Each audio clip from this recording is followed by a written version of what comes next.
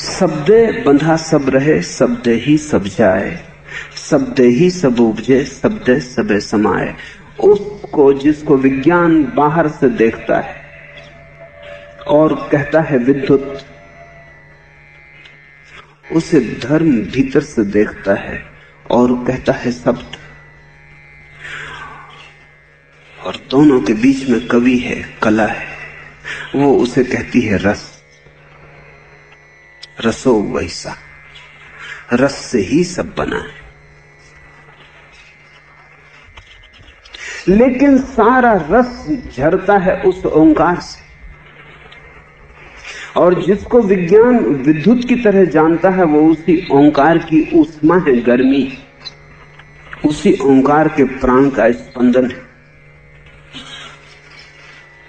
दादू शब्दे ही सच पाइए, शब्दे ही संतोष, शब्दे ही स्थिर भया, शब्दे ही भागा शोक।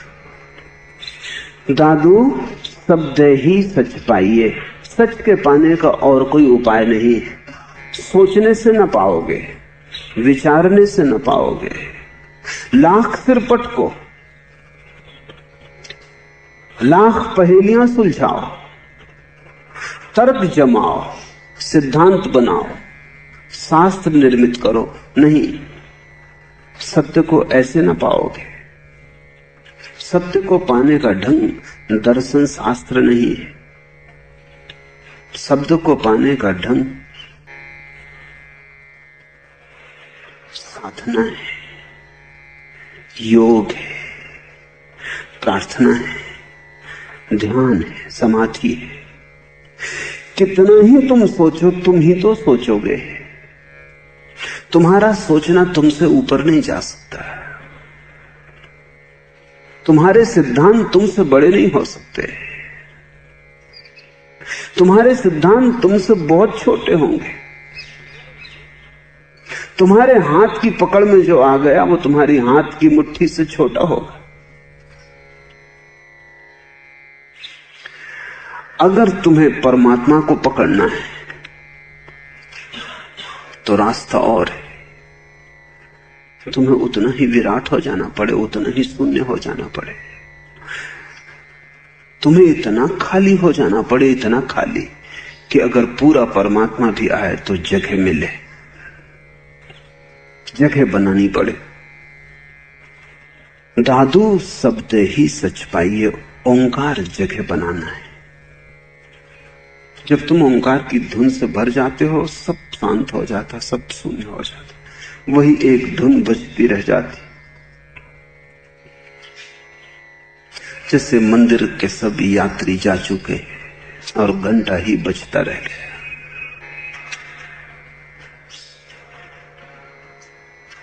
हर मंदिर के द्वार पर हमने घंटा लटका रखा है, कारण है। द्वार के बाहर ही घंटा लटका रखा है और हर मंदिर के यात्री को घंटे को बजाकर ही प्रवेश करना है। तो हम ये मत सोचना कि घंटा बजाना कोई काल बैल जैसा मामला है कि दरवाजे पर घंटी लगी ताकि भीतर के मालिक को पता चल जाए। वो कोई भगवान झपकी खा रहे हैं उनको जगाने के लिए नहीं, कि शायद सो रहे हो या शायद कोई निजी गुफ्तगू में लगे हो तो जरा घंटा बजा के खबर कर देनी, जैसा घर में लोग खांस खकार के प्रवेश करते। नहीं, मंदिर के द्वार पर घंटा प्रतीक है कि ध्वनि उसका द्वार है, ध्वनि से उस तक पहुंचोगे। वो जो घंटनाद है वो तो सिर्फ सूचना है इस बात की कि असली द्वार ध्वनि है, और अगर उसमें प्रवेश करना है तो ध्वनि को साधो, ध्वनि के योग बनो। तुमने कभी देखा शास्त्रीय संगीतज्ञ बैठता है अपने सितार को लेकर, तो लोग तो ऊब जाते हैं, अभी संगीत शुरू नहीं हुआ, वो साज ही बिठा रहे हैं, ठोंका ठाकी कर रहे हैं, तार ठीक कस रहे हैं, तबलेबाज तबले को ठोक रहा है। लोगों को बड़ी हैरानी होती कि क्या कर रहे हो, ये घर से करके आ गए होते, ये आधा घंटा इसमें खराब करना है।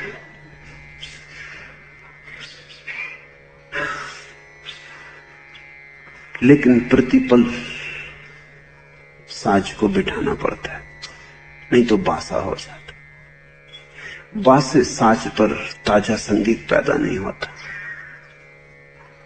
घर से बिठा के वो भी आ सकते थे, कोई अड़चन न थी, वहीं ठोंक ठाक कर लेते। लेकिन जितनी देर में आते, जितना समय व्यतीत हो जाता, उतना ही साज बासा हो जाता।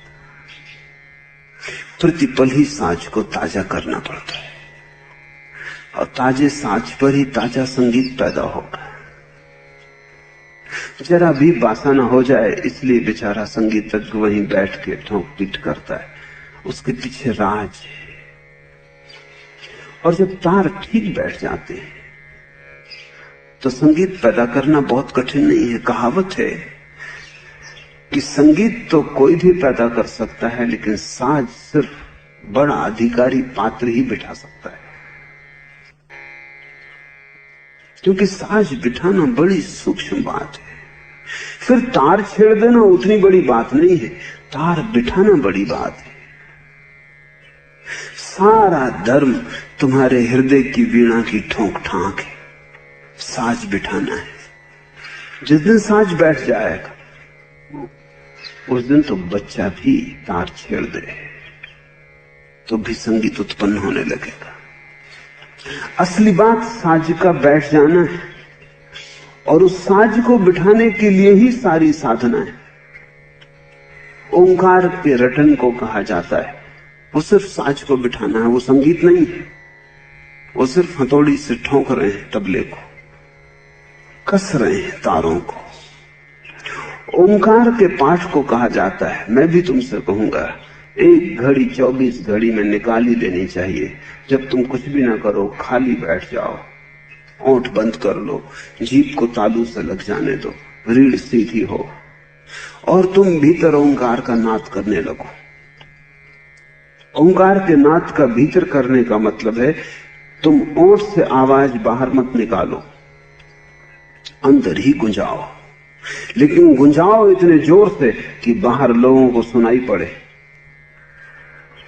ओंठ से ना निकले, सुनाई जरूर पड़े, तुम्हारे रोए रोए से निकले, तुम एक गूंज बन जाओ। बड़ा मीठा अनुभव होता है, भीतर जैसे अमृत झरने लगता है थोड़े ही दिनों में।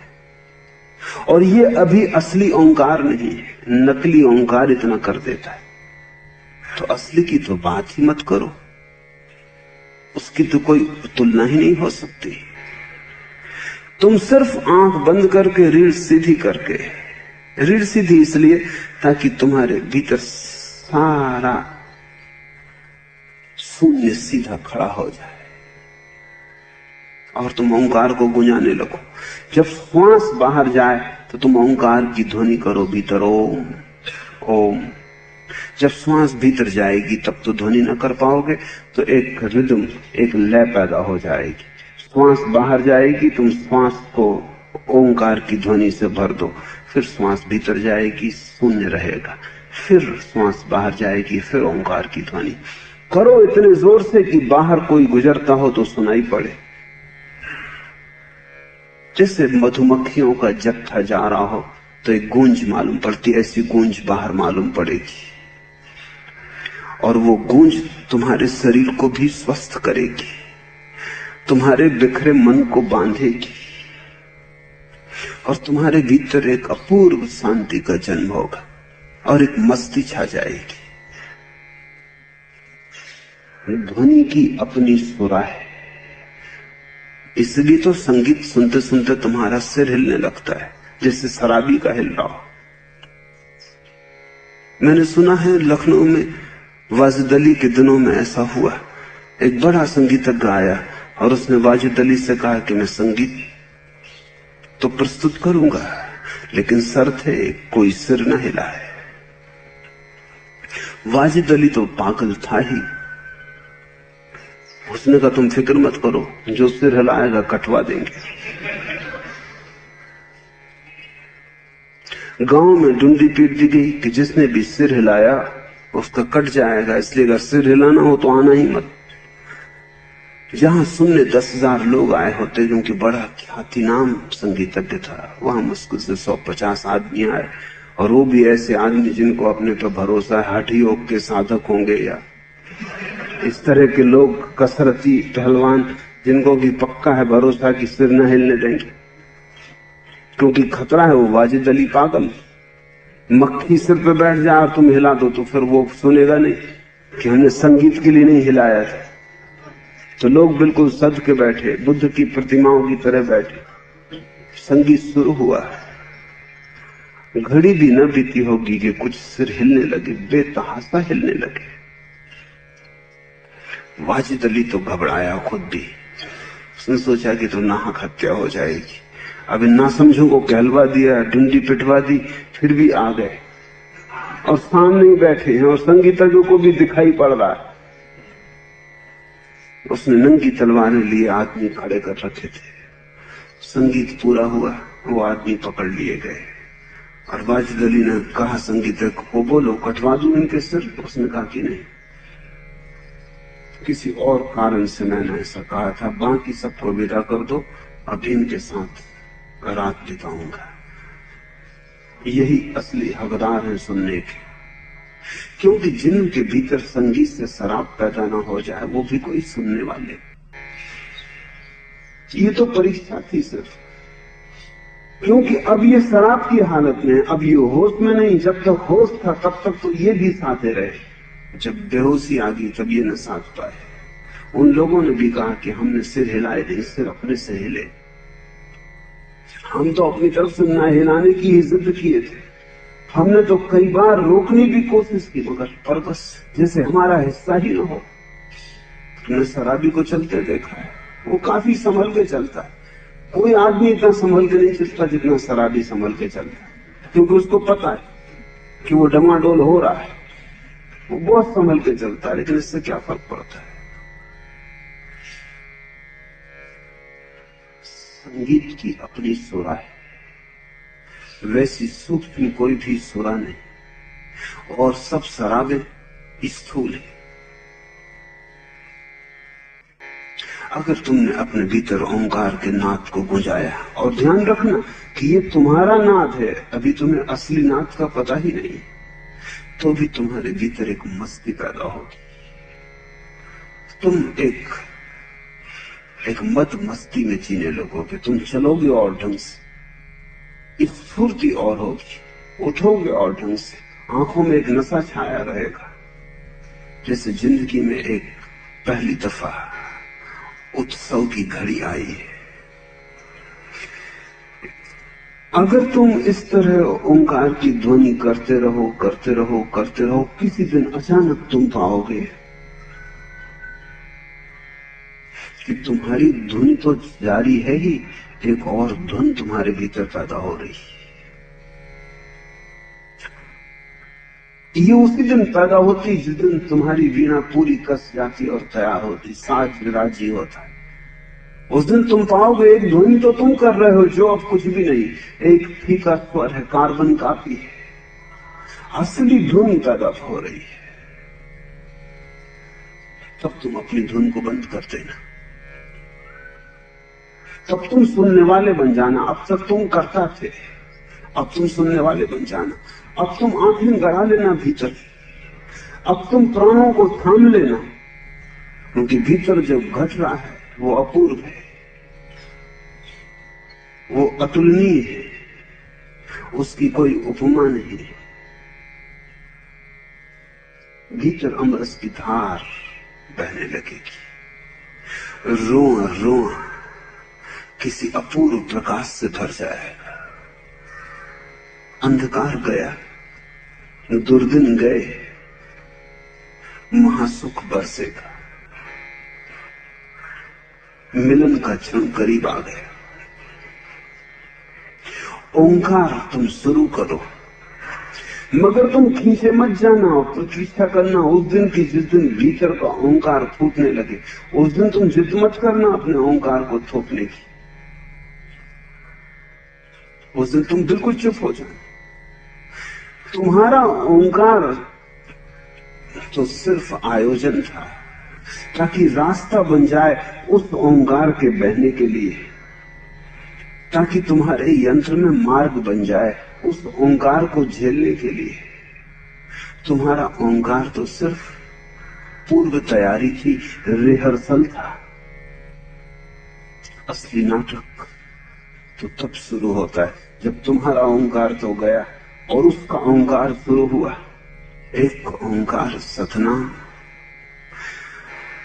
दादू शब्द ही सच पाइए, और उस घड़ी में ही सत्य से मिलन, शब्द ही संतोष, और संतोष उस सत्य की छाया है। उसके पहले तुम लाख संतोष की बातें करो, तुम्हारा संतोष सांत्वना है, संतोष नहीं। और सांत्वना को भूल के संतोष मत समझना, वो तो बड़ी नपुंसक स्थिति है। सांत्वना नपुंसक स्थिति है, संतोष महा ऊर्जा से भरी हुई घड़ी। तुम भी सोचते हो कि संतोष है, तुम भी कहते हो कि जो है सब ठीक है, लेकिन जैसा तुम कहते हो जो है सब ठीक है, उसमें भी शिकायत मौजूद है। जरा भीतर झांक के देखोगे तो पाओगे कुछ भी ठीक नहीं। कह रहे हैं, मन को समझा रहे हैं, न कहेंगे तो कोई हटने वाला नहीं है दुख, और नाहक फजीयत होगी और लोग भी जान लेंगे। तो तुम किसी तरह झूठी मुस्कुराहट अपने दुख के सरोवर के चारों तरफ बांधे रखते हो, किसी तरह अपने को संभाले रखते हो कि सब ठीक है। कुछ भी ठीक नहीं है, ठीक हो भी नहीं सकता। सत्य के बिना कभी कुछ ठीक हुआ भी नहीं। इसलिए मैं नहीं कहता कि तुम संतोष साधो, मैं तो कहता हूं तुम ओंकार साधो। ओंकार के साधने से सत्य आएगा। सत्य की छाया है संतोष, सत्य के पीछे चला आता है। जिसको सत्य से मिलन हो गया वो संतुष्ट हो जाता है। उसके पहले संतुष्ट हो भी कैसे सकते हो? और दुर्भाग्य होगा अगर संतुष्ट हो जाओ, क्योंकि अगर संतुष्ट हो गए तो फिर सत्य को कौन खोजेगा? फिर तो खोज ही बंद हो गई। इसलिए परमात्मा की बड़ी कृपा है कि सत्य के पहले वो तुम्हें संतुष्ट नहीं होने देता। अगर तुम संतुष्ट हो गए तो यात्रा ही समाप्त हो गई। ये धर्म संतोष नहीं है, धर्म महा असंतोष है। असंतोष की प्रबल ज्वाला है, अग्नि की भट्टी की तरह तुम जलोगे असंतोष में। तभी कभी यात्रा पूरी हो सकती है। तुम जल्दी संतोष की करते हो। मेरे पास लोग आते हैं, वो कहते हैं जल्दी संतोष मिल जाए। संतोष इतने जल्दी मिल जाए तो दुर्भाग्य होगा। फिर तुम वहीं बैठ रहोगे जहां हो, फिर तुम आगे ना बढ़ोगे। तो मैं तुमसे कहता हूं, बाहर की चीजों में चाहे संतोष साध लेना, भीतर के जगत में संतोष मत साधना। ठीक है, मकान छोटा है, समझा लेना कि ठीक है, चल जाएगा काम, क्योंकि ऐसे तो बड़े से भी नहीं चलता है। बड़ा भी मिल जाएगा तो भी छोटा ही रहेगा, जो भी मिल जाए वो छोटा हो जाता। असल में छोटे की एक ही परिभाषा है, जो तुम्हारे पास है वो छोटा, जो दूसरे के पास है वो बड़ा है। और तो कोई परिभाषा नहीं है छोटे की। इसलिए जो भी मिलेगा छोटा हो जाएगा। ठीक है, बाहर के काम में संतोष साध लेना, लेकिन भीतर के जगत में जब तक परमात्मा न मिल जाए, उससे कम पे राजी मत होना।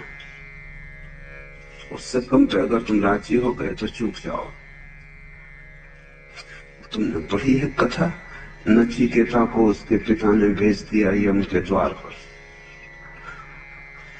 यम 3 दिन बाद आया। यम की पत्नी ने बहुत कहा कि तू कुछ भोजन कर ले, विश्राम कर ले। उसने कहा कि नहीं, पहले तो जिस काम से आया हूं वो निपटाऊं। अभी कैसा विश्राम, अभी कैसा भोजन? कहीं भोजन विश्राम में भूल ना जाऊं। पहले तो मिलना है। द्वार पर ही नचिकेता को यम मिला। इस छोटे से लड़के की ऐसी उदम जिज्ञासा को देखकर यम का हृदय भी पसीज गया। वो सबसे कठिन हृदय होना चाहिए क्योंकि मृत्यु का देवता है यम। वो भी पसीज गया।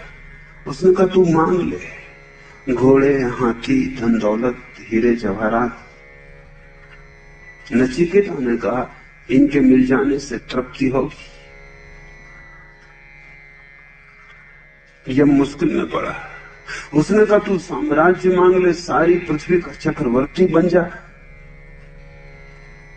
तो नचिकेता ने कहा मेरे सवाल का जवाब दे, उससे मैं संतुष्ट हो जाऊंगा। यम झूठ ना बोल सका। जिज्ञासा प्रबल हो, मृत्यु भी झूठ नहीं बोल सकती। जिज्ञासा गहन हो तो यम भी धोखा नहीं दे सकता। इस छोटे बच्चे को धोखा देना मुश्किल। उसने कहा कि नहीं, ये तो मैं भी ना कह सकूंगा। नहीं, इससे संतोष तो ना मिलेगा। तू अनंत काल तक जीवन मांग ले, तुझे जितना जीना हो उतना जीना। पर वो नचिकेता अपनी जिद पर अड़ा रहा। उसने कहा कि उससे क्या होगा, एक दिन तो फिर आखिर में मरूंगा। क्या इससे अमृत मिल जाएगा, लंबा जीवन, अमृत का मिलन हो जाएगा, संतुष्ट हो जाऊंगा। यम ने कहा तू जिद्दी है, नहीं, उससे भी संतोष न मिलेगा। तो नचिकेता ने कहा जब आप दे ही रहे हैं वरदान ऐसे उदार हृदय से, तो मुझे वही रास्ता बता दें जिससे अमृत मिल जाए और संतुष्टि हो जाए। नचिकेता की तरह बैठे रहना द्वार पर जीवन के, जब तक की संतुष्टि न मिल जाए तब तक जीवन कुछ भी दे, कई बुलावे देगा जीवन। कहना कि ठीक है सब, धन्यवाद, पर अपने बुलावे अपने पास रखो। मेरी अग्नि मेरे पास, मेरी प्यास मेरे पास, मेरी जलन मेरे पास, मेरा विरह मेरे पास, जलूंगा। लेकिन अब वर्षा तो वही चाहिए जो आखिरी हो। इन छोटी मोटी वर्षाओं से क्या होगा, फिर आग पैदा होगी, फिर जलूंगा। आखिरी वर्षा चाहिए। इसलिए मैं कहता हूं धर्म असंतोष है, महा असंतोष है, दिव्य असंतोष है, डिवाइन डिसकंटेंटमेंट। और जो उस असंतोष से गुजरता है वही किसी दिन संतोष को उपलब्ध हो पाता है। लेकिन संतोष सीधा नहीं मिलता, वो तुम्हारी चेष्टा से नहीं मिलता। दादू शब्द ही सच पाइए, शब्द ही संतोष, शब्द ही स्थिर भया, शब्द भागा शोक। उस ओंकार की ध्वनि में ही शब्द से मिलन होता, संतोष आ जाता।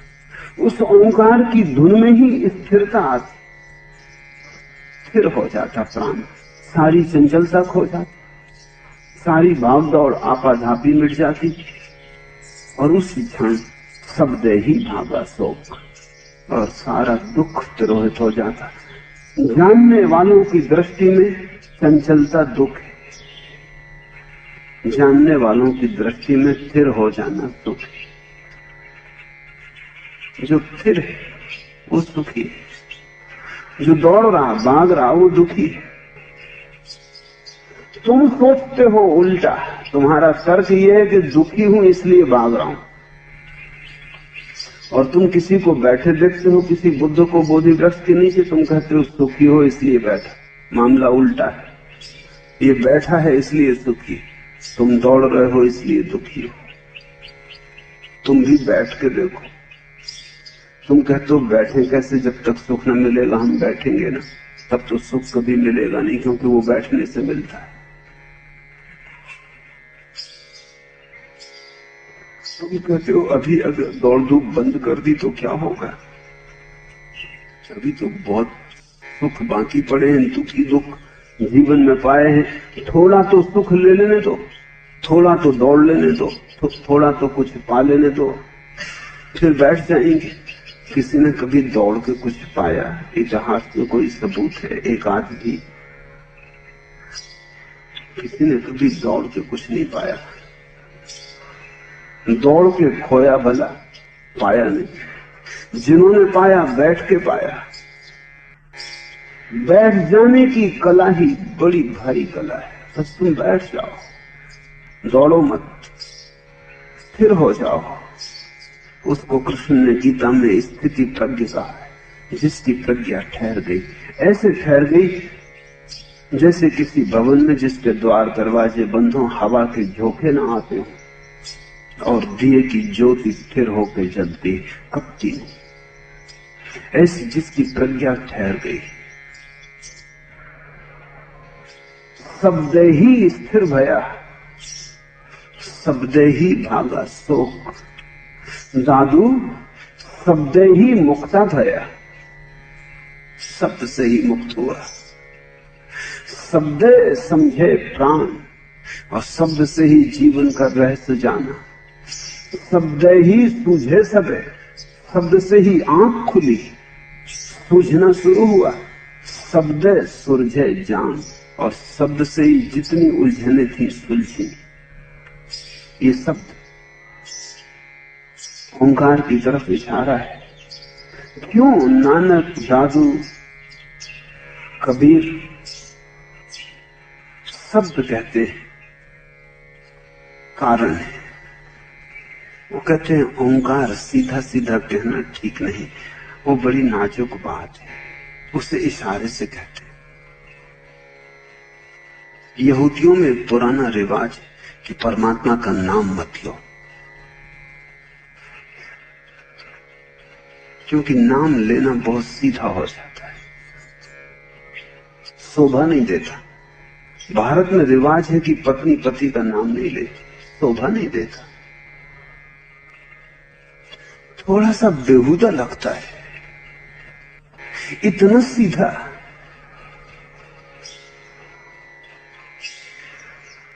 न प्रेम, नाजुक बात है। पत्नी पति का नाम नहीं लेती।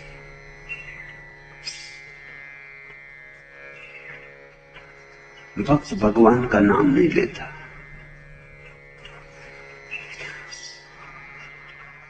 संत उसको बार बार शब्द कहते हैं, इशारा करते हैं। शब्द ही सूझे सबे, शब्द सुलझे जान। पहली किया आप थे उत्पत्ति ओंकार। दादू कहते हैं परमात्मा से जो पहली होने की घटना घटी वो है ओंकार। जो पहला उद्घोष हुआ वो है ओंकार। जो पहली सृष्टि हुई वो है ओंकार। जो पहली लहर उठी वो है ओंकार। ध्यान रखना, परमात्मा में जो पहली लहर है वही तुम में अंतिम लहर होगी, अगर परमात्मा में जाना है। ओंकार पहली लहर है परमात्मा की, अर्थात हुआ परमात्मा संसार में आया, सृष्टा सृष्टि बना, लहर उठी। अगर तुम्हें वापस जाना है तो उसी मार्ग से लौटना होगा। ओंकार अंतिम बात होगी तुम्हारे जीवन में, उसके आगे परमात्मा है, उसके आगे फिर कुछ भी नहीं है। जिस दिन ओंकार भी शांत हो जाएगा, महाशून्य रह जाएगा, उस दिन सिर्फ परमात्मा रह जाएगा। उस दिन तुम परमात्मा हो। पहली किया आप थे उत्पत्ति ओंकार। ओंकार थे उपजे पंच तत्व आकार। और दादू कहते हैं कि फिर ओंकार से 5 महातत्व पैदा हुए, पृथ्वी आकाश जल अग्नि इत्यादि। सारा संसार फिर उसी शब्द की अलग अलग जोड़ों से निर्मित हुआ। दादू शब्द बाण गुरु साध के, दूर दिसंतर जाई। जेहि लागे सो उबरे, सूते लिए जगाई। दादू शब्द बाण गुरु साध के, और उसी ओंकार को गुरु अपनी प्रत्यंशा पर साधता है। उसी ओंकार को गुरु बाण की तरह अपने जीवन की प्रत्यंशा पर साधता है, खींचता है। शब्द बाण गुरु साध के, और फिर कोई भी दिशा और कितनी ही दूरी हो, इससे कोई फर्क नहीं पड़ता। अगर शिष्य राजी है तो कहीं भी हो गुरु का बाण उसे छेद देता है।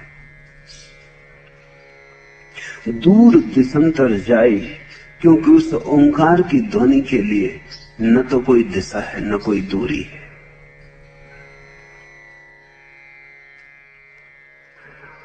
अगर शिष्य खुला है और राजी है और हृदय के वातायन उसने खोल रखे तो तीर लग जाएगा। तीर पहले तो पीड़ा देगा, पहले तो मारेगा, फिर जिलाएगा और फिर ऐसा जिलाएगा कि फिर कोई मरना नहीं होता। तो वो तीर मृत्यु भी है और पुनर्जीवन भी। दादू सबद बाण गुरु साध के दूर दिशंतर जाई, यही लागे सो उबरे। और जिसको लग जाता है वो बाण वो उबर जाता है।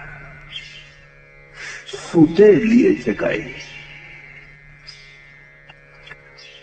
इसे थोड़ा समझिए। जो सो रहे उन्हें बाण मार के जगा लिया। दो बातें, अगर शिष्य राजी न हो और गुरु बाण मारे तो ज्यादा से ज्यादा सोए को जगा सकता है। अगर शिष्य राजी हो और गुरु बाण मारे तो उबार ले सकता है, पर मुक्ति घटित हो सकती है। अगर शिष्य राजी ना हो तो फिर सो जाएगा। अगर शिष्य राजी हो तो फिर कोई सोने का उपाय न रहा। वही मुक्ति का अर्थ है। मुक्ति का अर्थ है ऐसे जागे कि फिर कोई सोना ना रहा, फिर सोने का कोई उपाय ना रहा। तो बहुत बार गुरु तब भी बाण मारता है जब तुम राजी नहीं हो, तब तुम्हें सिर्फ जगाता है। उतना तो गुरु अपनी तरफ से भी कर सकता है कि तुम्हें थोड़ा हिला दे, कपा दे और जगा दे। अगर तुम उस जागने का उपयोग कर लो और राजी हो जाओ तो दूसरी घटना भी घट सकती है, लेकिन वो तुम पर निर्भर है। कोई भी व्यक्ति किसी दूसरे को उसकी इच्छा के खिलाफ मुक्त नहीं कर सकता। और स्वभावता ये ठीक भी है, क्योंकि अगर मुक्ति भी कोई तुम्हें कर दे जबरदस्ती तो वो मुक्ति ही क्या रही। अगर तुम मुक्त भी तुम्हारी इच्छा के खिलाफ किए जा सको तो वो तो गुलामी हो गई। तो मुक्ति की परम घटना तो तुम्हारे राजी होने से ही घटती है। लेकिन तुम्हें जगाया जा सकता है, तुम्हें हिलाया जा सकता है, तुम्हें चौंकाया जा सकता है। और अगर तुम थोड़े भी समझदार हो तो उस चौंकाई हुई हालत का तुम उपयोग कर लोगे। अगर तुम बिल्कुल ना समझो तो तुम फिर करवट लेके सो जाओ और शायद गुरु को एक गाली भी दे दोगे कि क्यों नाहक नींद खराब कर रहे हो, अपना काम देखो, हमें सोने दो।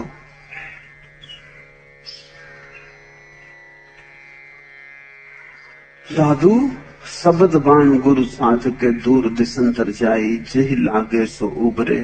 सूते लिए जगाई, सबद सरोवर सुभर भरिया, हरिजल निर्मल नीर।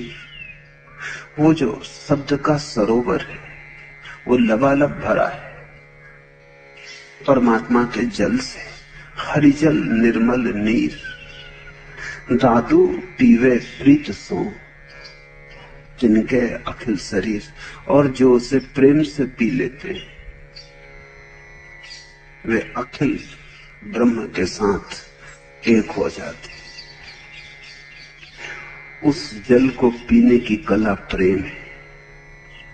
तुम उसे अपनी प्यास के कारण भी पी सकते हो, लेकिन तब परमात्मा का तुम उपयोग कर रहे हो। तुम उसे प्रेम से भी पी सकते हो, तब तुम परमात्मा को समर्पित हो रहे हो। इसे थोड़ा समझ लो। तुम ऐसी भी प्रार्थना कर सकते हो कि तुम चाहो कि परमात्मा तुम्हारे काम आ जाए, तब तुम्हारी जरूरत महत्वपूर्ण है, परमात्मा गौण। और जिसने परमात्मा को गौण रखा वो नास्तिक है। और तुम इसलिए भी प्रार्थना कर सकते हो कि परमात्मा की प्रार्थना आनंद है, वो तुम्हारा प्रेम है। तुम इसलिए नहीं कि कुछ चाहते हो, इसलिए नहीं कि कुछ हो जाए, सिर्फ इसलिए प्रार्थना करते हो जैसे कि कोई प्रेम करता है। तुमने कभी पूछा कि प्रेम किस लिए करते हो? तुम कहोगे बस प्रेम प्रेम के लिए, प्रार्थना प्रार्थना के लिए, ध्यान ध्यान के लिए। दादू कहते हैं, दादू पीवे प्रीत सो। जो प्रेम से पीता है, प्रेम का मतलब ही यह है जो साधन की तरह नहीं पीता बल्कि साध्य की तरह पीता है। तिनके अखिल शरीर वो ब्रह्मांड के साथ एक हो जाता है, उसकी सब दूरी मिट जाती है, फासले गिर जाते हैं। वो एक बूंद की तरह उस सागर में उतर जाता है। वो सागर पूरा का पूरा उस बूंद में उतर जाता है। कहां से शुरू करो? यात्रा की शुरुआत है तुम्हारे ओंकार के नाद से। तुम्हारा ओंकार का नाद सिर्फ तैयारी है, पूर्व तैयारी है। फिर जब असली नाद उठने लगे और तुम्हारी वीणा उस नाद से थिरकने लगे, तब अपने हाथ खींच लेना।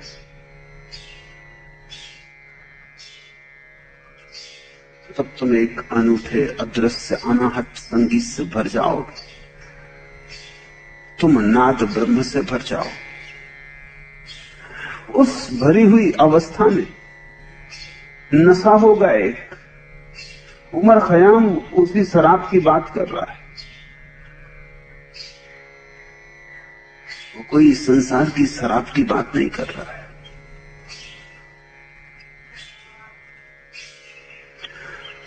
तब तुम मदमाते जियोगे। तब तुम्हारे उठने बैठने में रस छलकेगा। तुम्हारे पास जो आ जाएगा, तुम्हारी गंध जिसको छू जाएगी, वो नशे में डूब जाएगा और नाचने लगेगा। उस मदमस्त दशा को ही जो पा लेता है, उस सत्य की प्रतीति होनी शुरू होती। उस बेहोशी में ही मिलता है सत्य, क्योंकि वो बेहोशी ही सबसे बड़ा जागरण है। और जिसको मिला सत्य, संतोष सत्य की छाया है, उसके जीवन में परम संतोष छा जाता है। परमात्मा को साध्य समझना, साधन नहीं। प्रेम से पीना, कारण से नहीं। लाभ की दृष्टि से मत सोचना, नहीं तो वंचित रह जाओगे। उपयोगिता का भाव ही मत ले जाना वहां। जो उपयोगिता से चलता है वो हमेशा बाजार में पहुंच जाएगा, मंदिर कभी नहीं आ सकता। उपयोगिता के सभी रास्ते बाजार की तरफ जाते हैं। वहां तो प्रेम के दीवानों की बस्ती है। मंदिर की तरफ आना हो तो पागल प्रेमियों की तरफ आना होता है। दादू पीवे प्रीतों तिनके अखिल शरीर, सबद सरोवर सुभर भरिया, हरिजल निर्मल नीर। वो सरोवर तुम्हारी प्रतीक्षा करता है। जिस क्षण तुम राजी हो जाओगे, अचानक पाओगे आंख के सामने ही सरोवर है। जिस क्षण तुम्हारे भीतर का अनाहत बज उठेगा, अचानक पाओगे सब तरफ वही सरोवर है।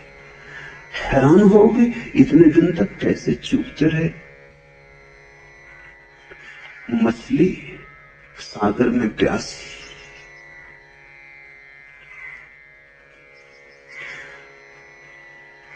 कबीर कहते हैं एक अचंभा मैंने देखा।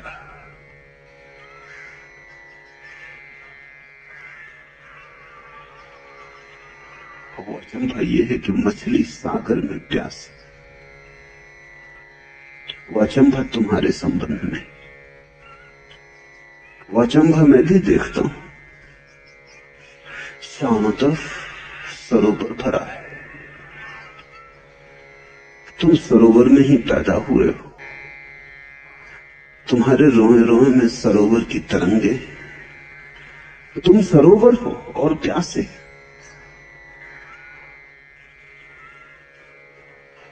आज इतना ही।